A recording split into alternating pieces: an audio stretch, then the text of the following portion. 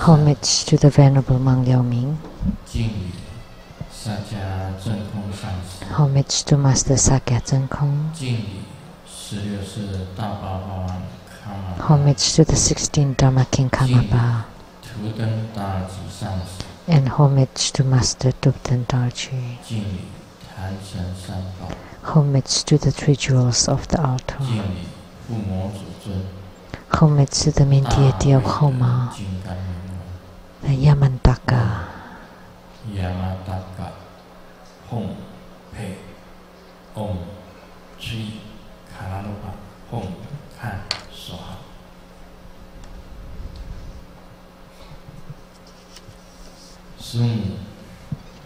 Sumu.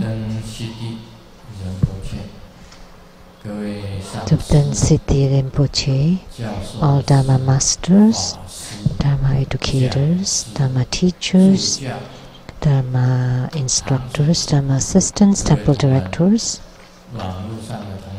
all disciples present here and over the internet, and our guests of honors today. From the North Coordination Council and the Secretary General Ambassador Liao from TACO and Mrs. Liao, Dharma Sister Judy, and the Chief Secretary of the Taiwan Government, Mr. Tsang Pei-Fu, the legislators Cai Chi-Chang's representative, Ms. Chen Hui-Mi, the Councillor for Kaohsiung City, Xi Hui-Yu's representative, the PP Party of Tainan City's, the Head Chief's Chai Wang-chun's representative,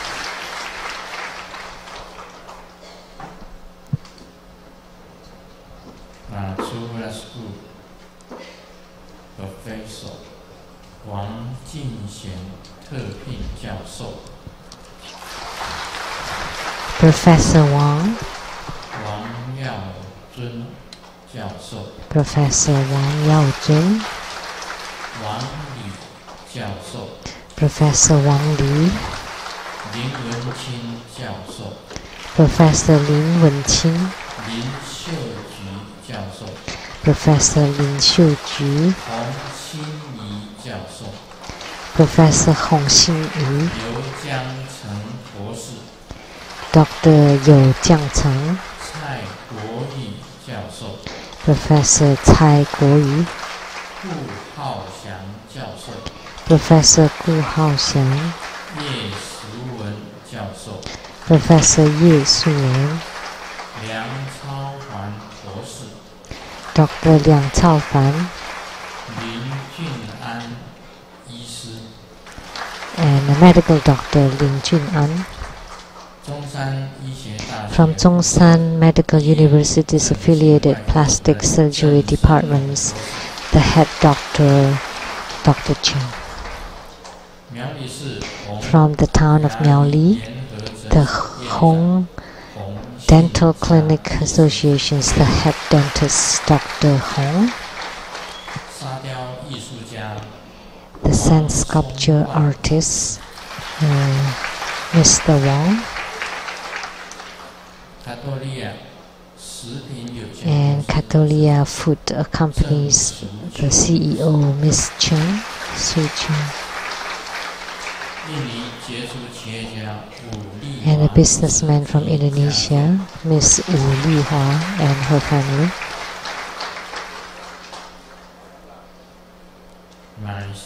University, same classmate, Zhu Jinsui 先生，夫人陈哲霞女士。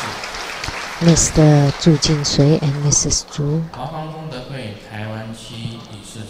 From Lotus Light Charitable Society of Taiwan, the President Wu. Producers for the CTI TV for Giri Tiansang Sinten, Mr. Rebecca Shuyachi. For the TV programs, the Platform Sutras and Direct Messages of Tantayana, the producers Master Lian Yui and the host Dharma Sister Pei Jun.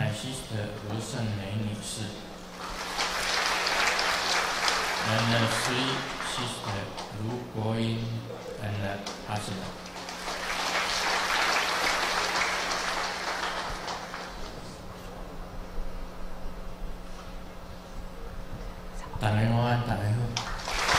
Good afternoon. How do you do?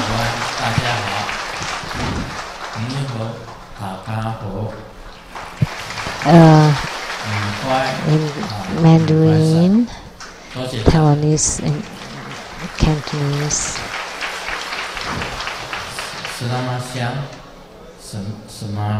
Indonesian, and Malay.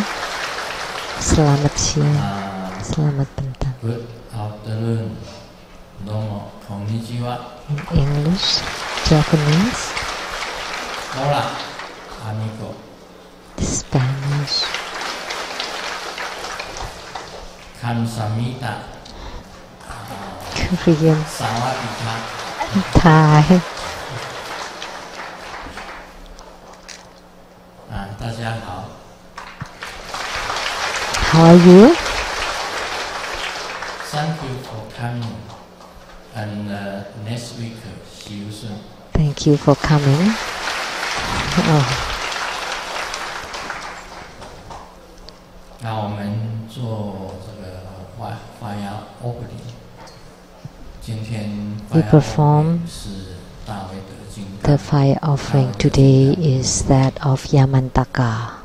发芽就是火 ，offering 就是供养，这是火供。 大卫的金刚明王的火供 is fire offering is gong.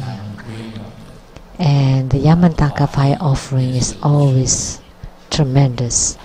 And the Dharma power is incredible. 师尊的这个生肖是属鸡。 And Grandmaster's Chinese zodiac is that of a rooster. And when we traveled to Japan, at the temples there, they said that for the zodiac roosters, the protector would be Akalanata. And because Japan is related to the Japanese Tantrayana, and because it said it's Akalanata, so I started to practice Akalanata Dharma practice.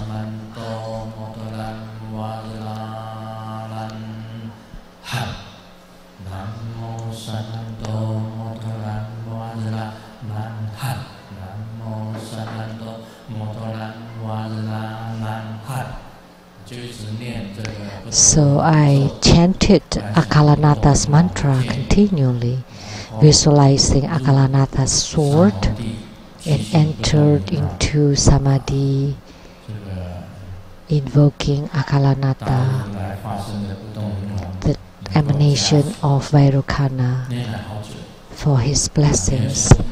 And I chanted for a long time and didn't gain any spiritual responses or yogic responses. But I still enshrine Akalanata. As soon as I opened the door to my house, I saw Akalanata and his two attendants. Every day I paid homage to them 20 times. As soon as I entered into the door, that's the shrine of Akalanata. I'm still respectful toward him, although I didn't feel any yogic response with him. And then later on, one day, after visiting Nepal, we've got a statue of Yamantaka. Actually, it's a tanka, Yamantaka's tanka, and we hang it at the tantric quarter in Seattle in my own room. And I recited Yamantaka's mantra.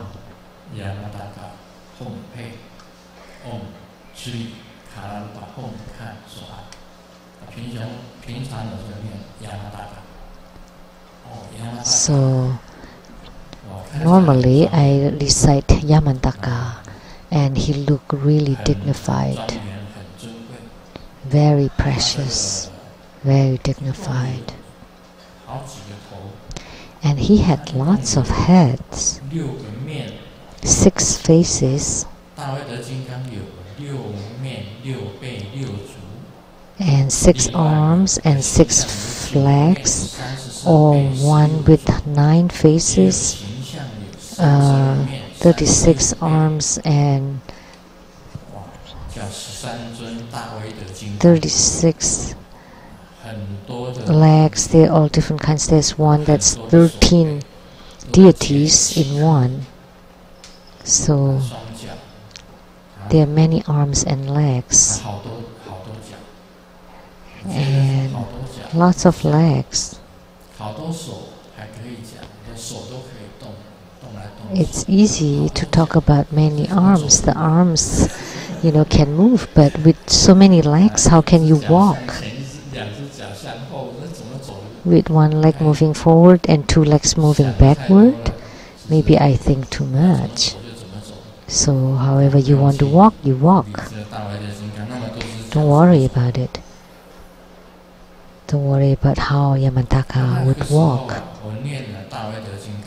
So at that time, I recited Yamantaka's mantra in my own room. And wow. It turned out Yamantaka entered into my body, and both my arms and my legs were trembling.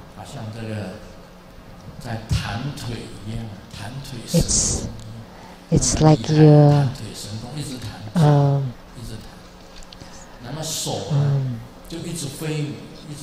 it's like keep moving. The legs kept moving, and the arms kept moving and dancing. And Yamantaka continually descending and entering into my body. And I felt that around me is ocean, and my hands are moving and flying like Yamantaka's arms, dancing and moving, creating huge waves in the ocean. And all the ocean is moving and trembling, and the dragons' palaces were being moved. So it's really moving very strongly. That was that kind of feeling, perception. It was incredible. So I became Yamantaka. So when Yamantaka entered into your body, you felt like you're Yamantaka, and you move like Yamantaka. I felt like a transformer. And the legs really could move, run really fast. Like within a minute, you could jump so many times. 有那一种接受，我就结果大德金刚在心里，我跟他心灵上。So that's how my responses to Yamantaka, and then I felt that he must be my yidam. 从此以后 So from then on, I regarded Yamantaka as my yidam.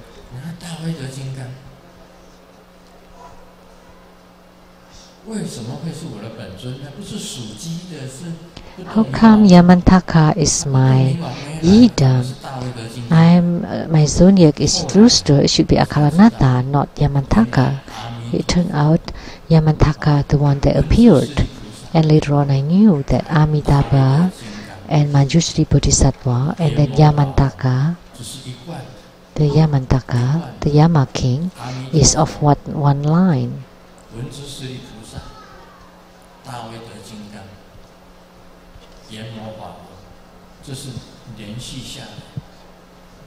So that's like a one system from Amitabha to Manjushri to Yamantaka to Yama king. And because I am Amitabha Buddha, of course my protector would be Yamantaka.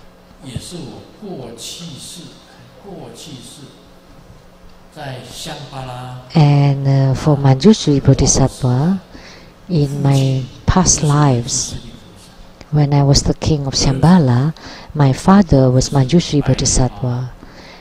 The father is Manjushri and the son is the Lotus King.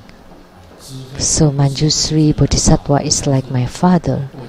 That's the wisdom deity. That's from the past life.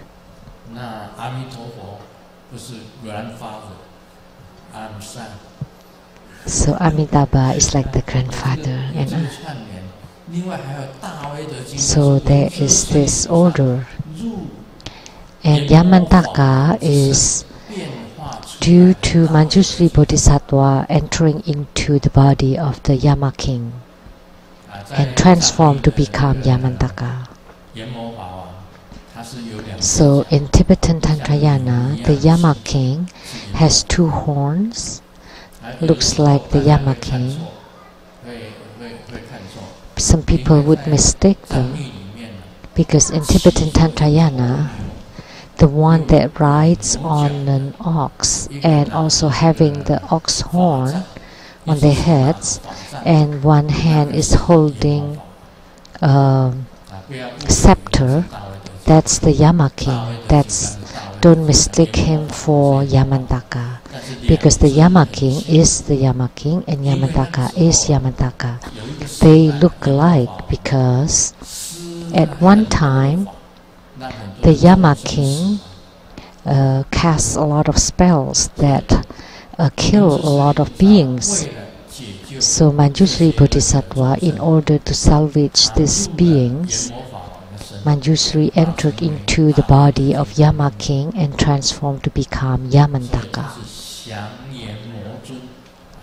So he's also called the one who subdued Yama king. That's why it's called Yamantaka. He had subdued Yama king, and he could let all beings have long lifespan, longevity. And the mudra for Yamantaka, let me show you.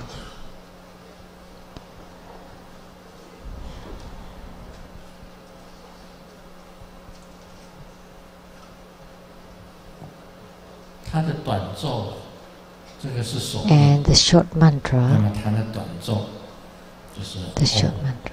Yamataka Hom Pei Om Chri Karalupa Hom Kan Soha. 它的咒语我们要这样子念。 That's the mantras, and you visualize the single form Yamantaka, or with multiple faces, multiple arms and legs.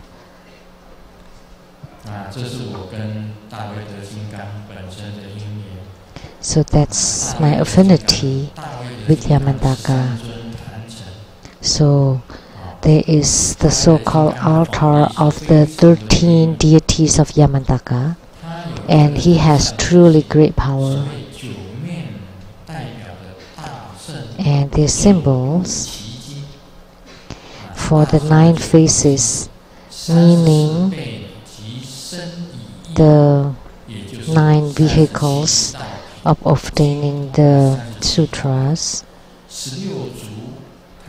and the 34 arms representing together with body, speech and mind is the 37 ways, and the 16 legs representing the 16 empty natures, and the wrathful look represents subduing, the subjugation, and with compassion and purity.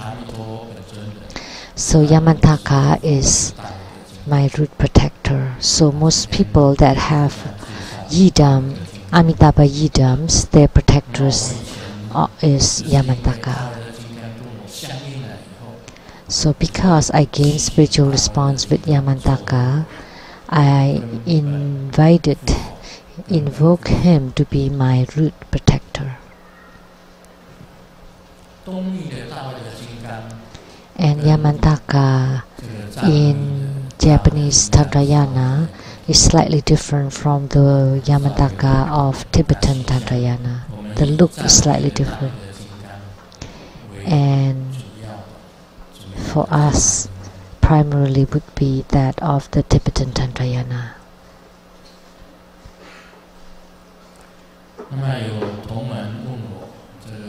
A disciple asked me, Grandmaster, you have spoken a lot about great perfection Dharma, and do we need to perform asceticism in great perfection, which is with lots of hardships? That's the questions.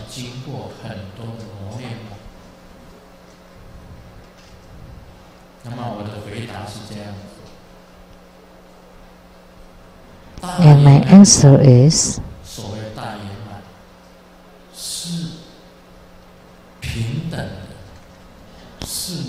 so in great perfection, there is equality and there is no discrimination. It is completely pure, like the clear sky. So there isn't anything that's called the so-called asceticism, or practicing without suffering or hardships.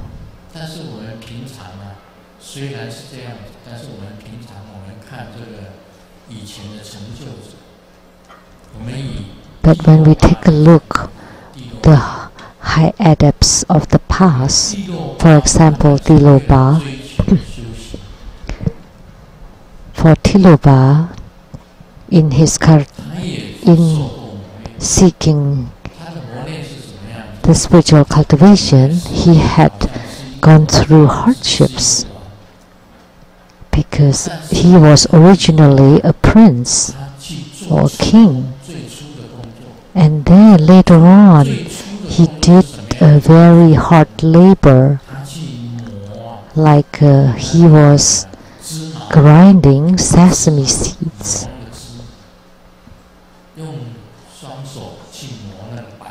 And he was grinding the sesame seeds, white and black sesame seeds, manually with hands, and to produce the sesame oil. So he performed this hard labor, and his life was like, in the daytime he grinds sesame seeds, and at night in India he went to the brothels, and that was of the lowest class. He went there to serve the prostitutes. So he went to the brothels to serve the prostitutes, and for a total of 12 years. So for 12 years he was serving the prostitutes in the brothels, and he even getting customers for the prostitutes, and he also had to do Dharma practices. So Tilopa had been trained very hard, and the same with Naropa. Tilopa's disciple Naropa also had gone through hardships. Naropa was a prince, and when Tilopa was teaching Naropa, he inflicted lots of suffering upon Naropa, and he had 12 great hardships and 12 minor hardships. That's Naropa. And Naropa's disciple is better. He did not suffer very much. And that was Marpa of Tibet. Because he was a successful businessman. He had lands and properties and money. And he went to India to seek his teacher, and he found Naropa. And he was rich, and he made offerings of lots of gold. Because maybe gold is quite effective, so he didn't have to suffer very much. And Naropa transmitted lots of Buddha Dharma to Marpa. So, upon receiving the Dharma text from Naropa, he returned to Tibet and researched those Dharma texts, Dharma teachings, including the 6 yogas of Naropa, and also the Mahamudras, the Ganga Mahamudras, and the Chandra Kirti Mahamudras. He was married and he had 9 children, and who knows how many wives. We don't care. He had 9 children, and he was a successful businessman, and he did not have to suffer.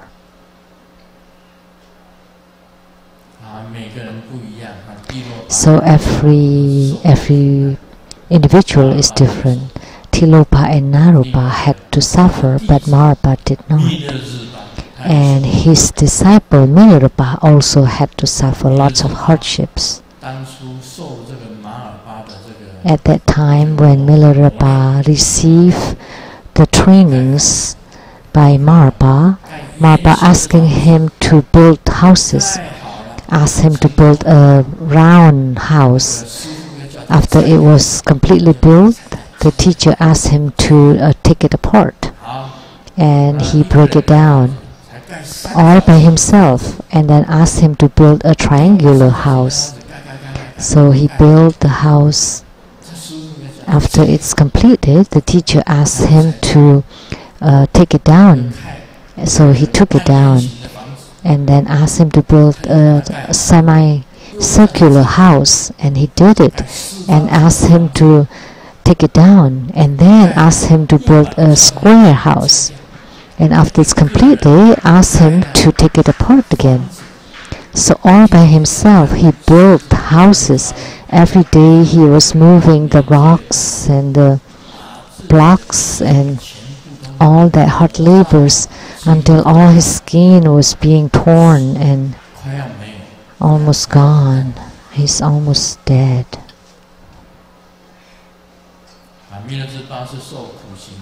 So Milarepa performed this lots of hardships and hard trainings by Marpa. Only at the end, Marpa transmitted to Milarepa the Buddha Dharma. So Milarepa, after receiving the Dharma transmission, he continued to perform asceticism. He went deep into the mountains, in the caves, and no clothes. It's not that he doesn't wear any clothes, because the clothes were all rotten. And his food was very simple. He just ate nettle leaves. He just ate that until his body turned green. And that is true, because when we eat, say, lots of carrots, our skin would turn carrot color. And Milarepa ate lots of the nettle leaves, and he turned green. So he became the green thunderbolt. It's actually a kind of food. It's a robot, a giant. It's like a food brand in Taiwan. So Milarepa's spiritual cultivation is filled with hardships. He had no clothing, no food. He lived in caves, and he walked on foot.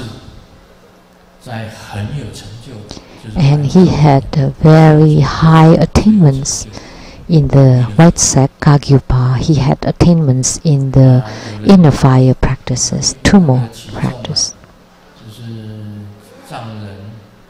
And Qizong was said by someone in Tibet or Nepal that he's also an emanation of Milarepa. And there are many other things. Professor Tsang wrote a biography on Milarepa, and this Professor Tsang was also a disciple of Grandmaster Lu. And he is the son-in-law of Yi Yoren. And Yi Yoren reprimanded his son-in-law.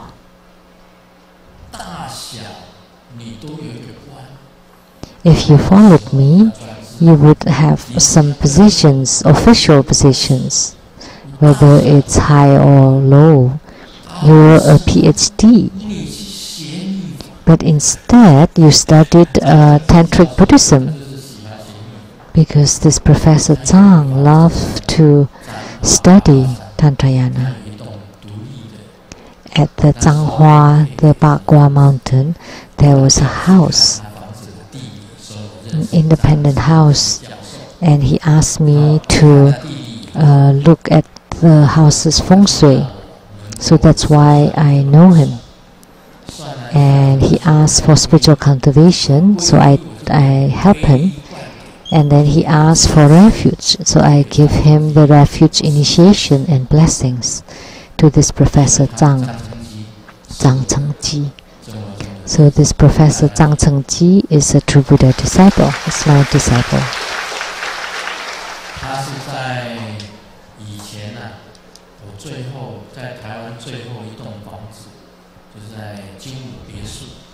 My last house in Taiwan, at the Jingwu Villas,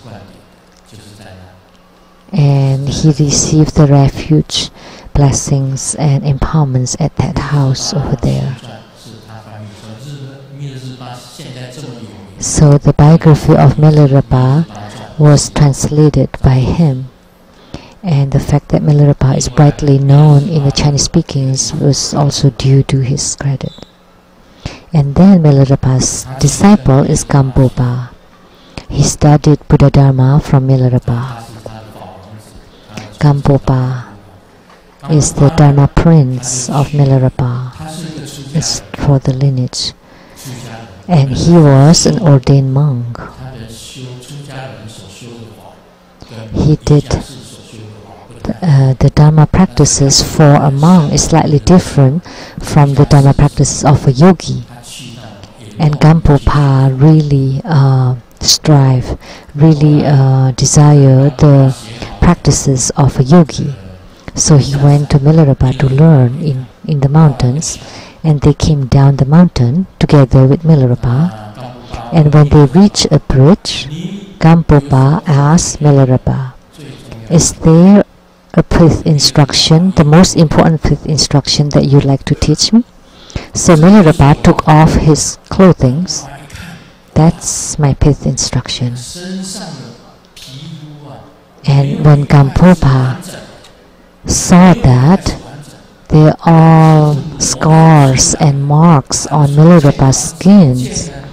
Those from all the hardships. I don't know who knows how many years he built and took down those houses before his teacher taught him Buddha Dharma. That's how his diligence was. And my attainment was due to the hard trainings given by the teacher. So Gampopa understood and moved that attainments had to be through hardships. So he lived the life in a sangha, and that's also not easy. So see, every individual is different, from Tilopa to Naropa to Marpa, Milarepa, Gampopa. So this is the lineage of Mahamudra. Several of these patriarchs or lineage gurus. Some is enjoying a good life with having lots of wives, children, and businesses.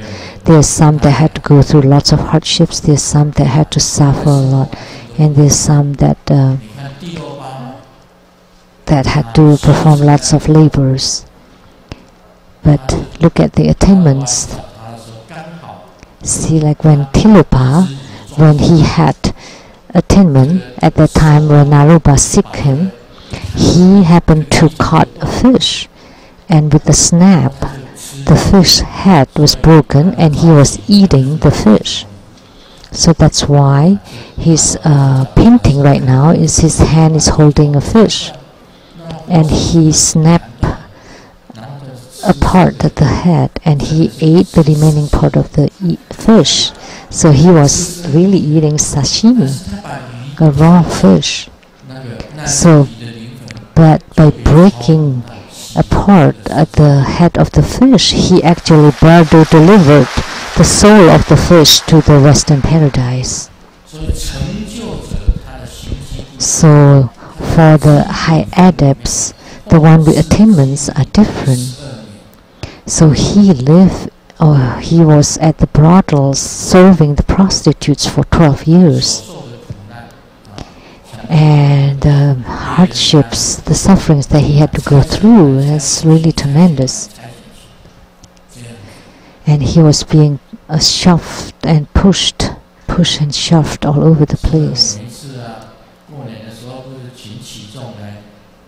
See, at every New Year, I would ask Qizong to sing the Mahamudra praise, and he was invoking the lineage gurus of this Kagyupa.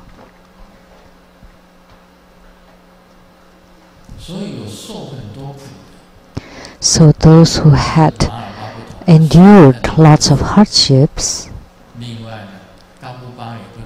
they are those who had enjoyed good life like Marpa, and Gampupa did not suffer lots of hardships, but he lived a real simple and pure life in the Sangha. And for Marpa, he had wife and 9 children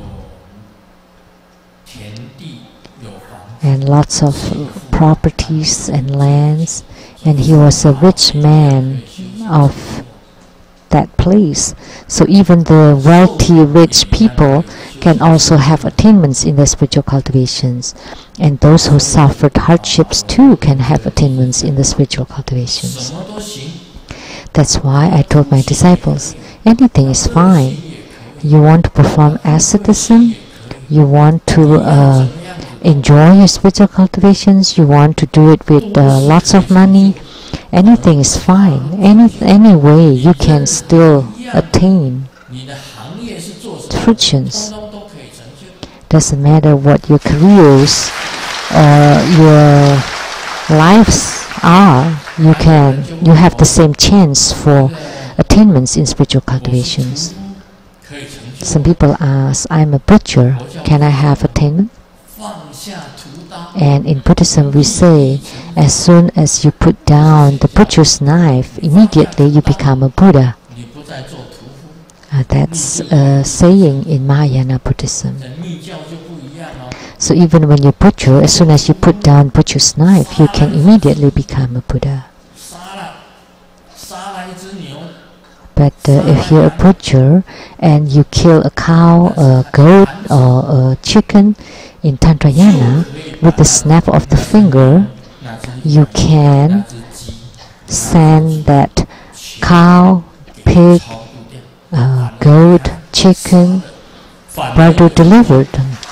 And by killing them, you actually help them and let them have attainments to be reborn in the Pure Lands. So sometimes Grandmaster's eating at a restaurant, and they saw a number of shaved monks and nuns having meals, and the waitress immediately said, we don't have vegetarian food here. And instead I replied, only vegetarian food we don't eat. And the waitress asked, where are you from? What kind of monks and nuns are you? Sorry, we came from Fo Guang San. I said, Fo Guang San. 但是没有讲出来啦，那是讲笑的，讲给大家笑的。 It's just kidding. Of course I don't say that. How dare I say those? 人家那么大的宗派， That's such a huge religious group. How dare I say something like that? That's just kidding. 所以我们这个真正有成就的。 So the one with true attainments, with Om Ahom and a snap of the fingers, those spirits were being delivered. I remember one time, a number of people were dining together, and someone had a psychic and walked by and said, I saw that all that you ate, they all went to heavens.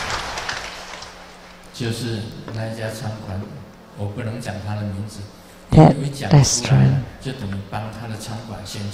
I cannot say the name of the restaurant, otherwise I would be advertising it. But anyone that accompany, please raise your hand. People that are present heard that. That person said, Master, I saw that the food you ate, they all went to heaven.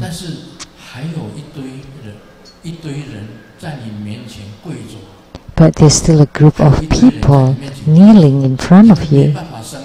They could not go to heavens. And they couldn't eat the offering that you made.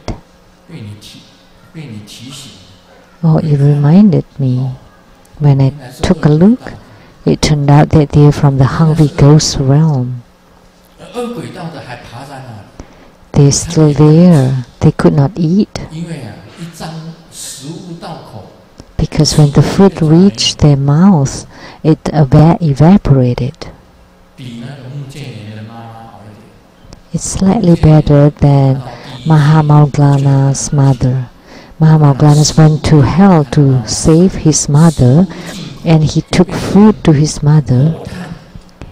And when the food entered into her mouth, it became a flaming ash that the mother cried out in pain. So Mahamauglana returned and asked Buddha that your merit alone is not enough. You have to find a group of Sangha together performing blessings to your mother. Only then she would be able to take in food in the hungry ghost realm.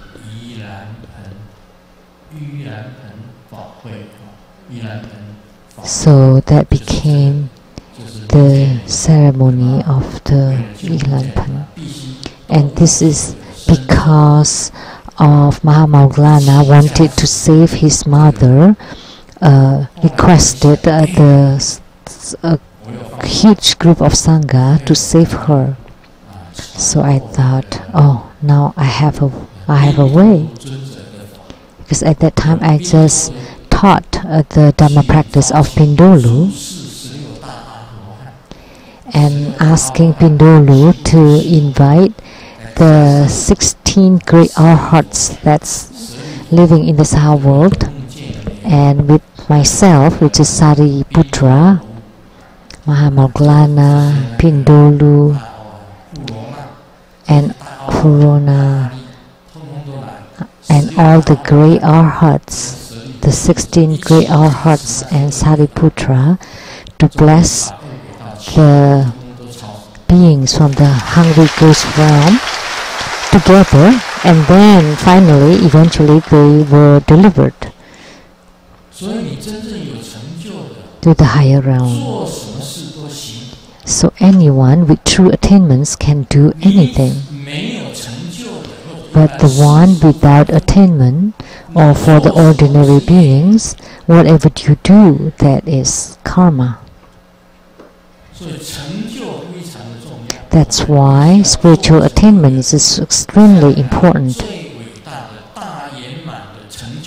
That in the future we all should become the high adepts of the great perfection Dharma, the Dzogchen attainers. So anyone with a true attainment is different. They can do anything, and ordinary people cannot do anything. Everything is karma. But what the attainer does is that there's no so-called karma or no karma, good karma or bad karma. It's just like the clear sky. Doesn't matter what he does, whether it's good or bad, it's non-recorded. It's unrecorded. So that's why swiftly he can transcend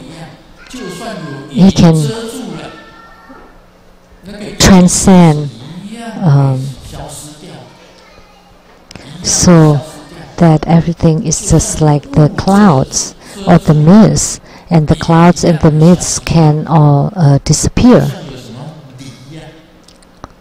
So even when there's like a smog and or clouds of mist or all that, although they sometimes appeared, but eventually they all would disappear. So what is this concept? Because he is a high adept with no mind. So the great perfection doctrine taught you is to be like a clear sky that symbolizes the Buddha nature, the empty nature. They intrinsically exist. If you can comprehend this clear sky, everything else can disappear. So in spiritual cultivation of great perfection, is you need to focus on the clear sky and to transform your own mind to become clear sky. Even when there are dark clouds or hails or snowing, storms, rains, anything, you saw those, but what you saw actually is the clear sky, and your mind is always like the clear sky, and you're abiding in the clear sky, and you have no bondage whatsoever, no strings whatsoever, and this is the highest fifth instruction of great perfection Dharma.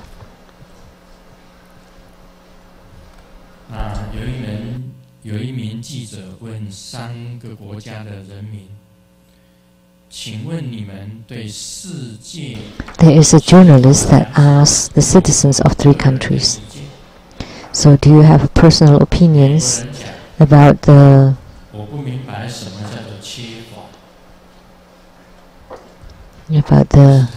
lack of human rights, lack of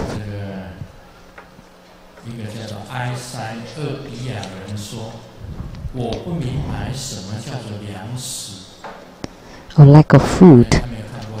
And someone from Iberia said, I don't know what food is. And American said, I don't know, I don't understand what lacking is. And the Singaporean said, I don't understand about personal opinion. So that's kind of like a custom in different countries. So whatever country we live in, we can cultivate spiritually. It doesn't matter where we live. Whichever country we belong to, we can cultivate spiritually.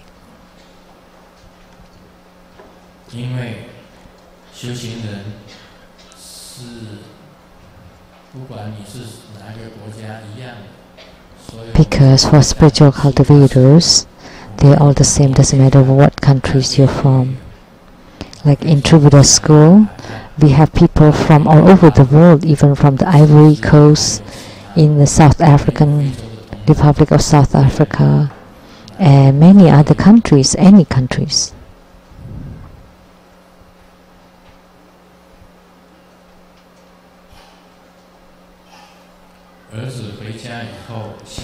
After the son got home, he was very happy and told everyone, today in class, that the teacher said that a kid took the milk of a hippopotamus and gained 20 kilos in a month. And the dad said, nonsense. Which kid drinks such milk? Oh, it's the kid of the hippopotamus.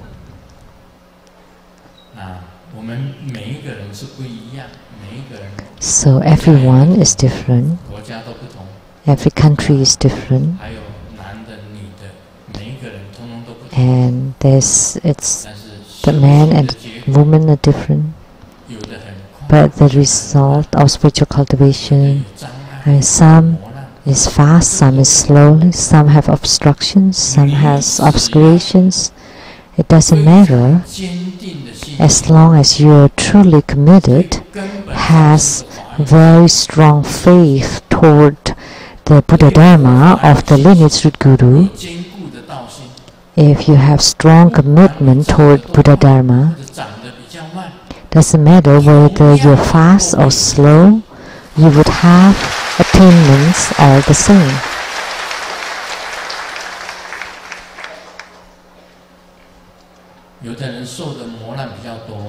Some people have to have more demonic obstructions, like Grandmaster. Grandmaster had a lot of challenges, but Grandmaster has a very strong faith toward Buddha Dharma, and I have extremely strong faith toward my gurus. That's why I would definitely have attainments. If you have no faith, forget it. Faith is the first condition, and strong commitment to spiritual cultivation is the first qualification. And without those, just forget it. There is no use for anything else, and you will not have any attainment.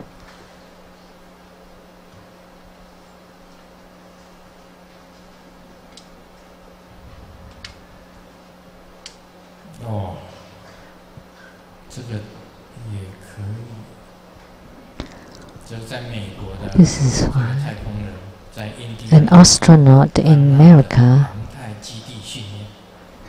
was training in an Indiana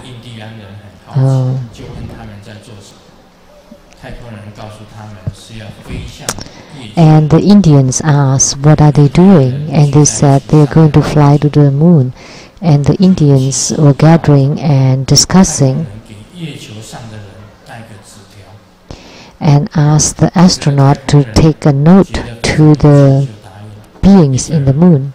And the astronaut agreed. And the Indian chef wrote a note for the astronaut, and was written using Indian scripts. And the astronaut was really curious and wanting to know what's written in the note, and asked someone to translate it. And what's in the note is that please do not believe this messenger, because they come to colonize, to invade you.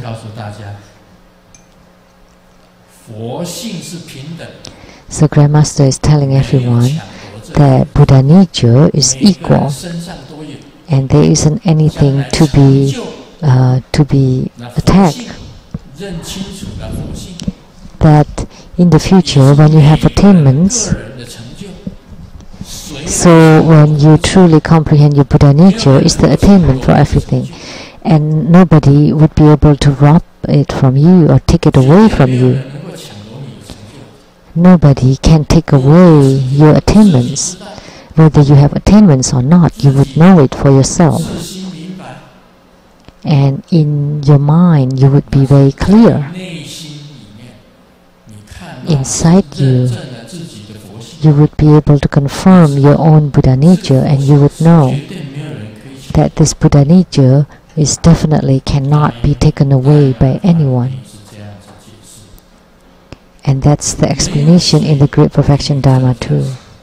Nobody added anything to you, and nobody can take away anything from you,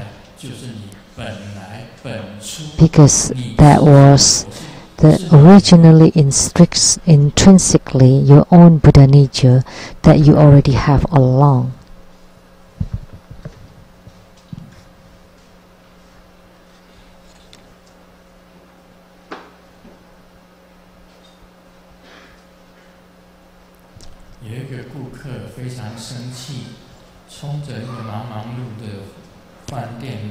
A customer was very angry and tried to find a waitress in the KFC, Kentucky Fried Chicken, and said, you know, this chicken legs that I have is only half the size of the chicken legs eaten on the next table.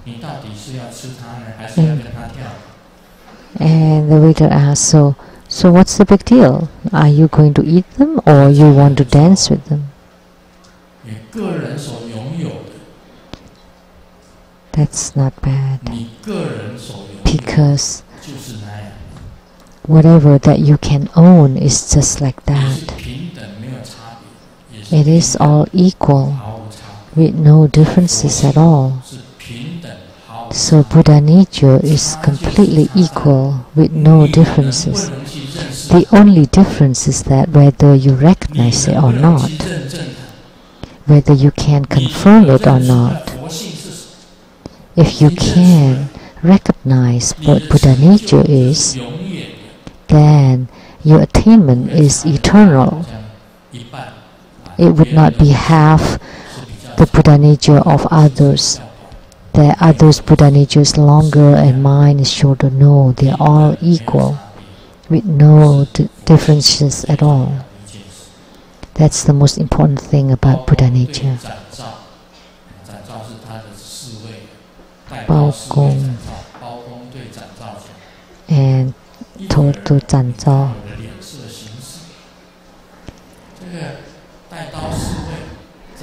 Can you do something just based on my look? And this attendant asked, because Bao Gong's face is always dark and black, and asked, what other color do you have? And this is also Chinese terms. Bao Gong is also called Bao Qing Tian. These days it is extremely difficult to find Bao Qing Tian. All we find is Bao He Tian. It's just a joke. Bao Qing Tian. Please note that people are with black face. But if you step by step clearing your karma, or maybe not even a bit by bit, it's like a Great Perfection Dharma. It's like when it's completely dark inside your house, no sunlight and no any light, and then you bring in a lit candle, then your house would become lighted. So it doesn't matter how many karma you have, with one light, you would be able to see your own Buddha nature.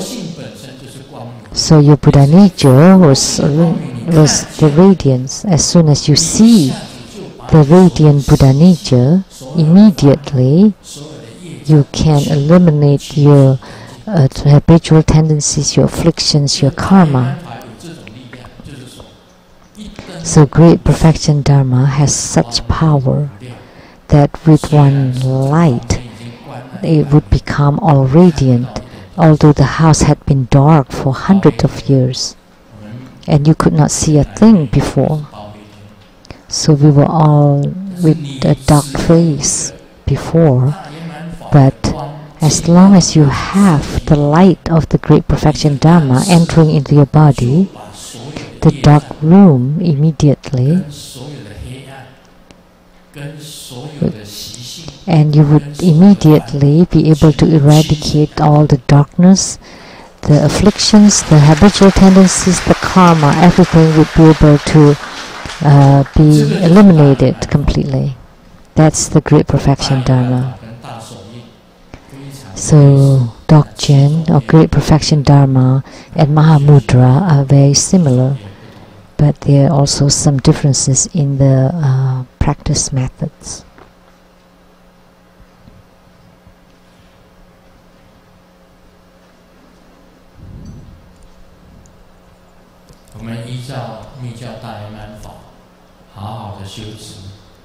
So cultivate the best you can according to the great perfection Dharma, that everyone would be able to recognize and confirm our own Buddha nature. It would be like a light entering into the dark room, and immediately you would be able to understand everything. Om Mani Padme Hum.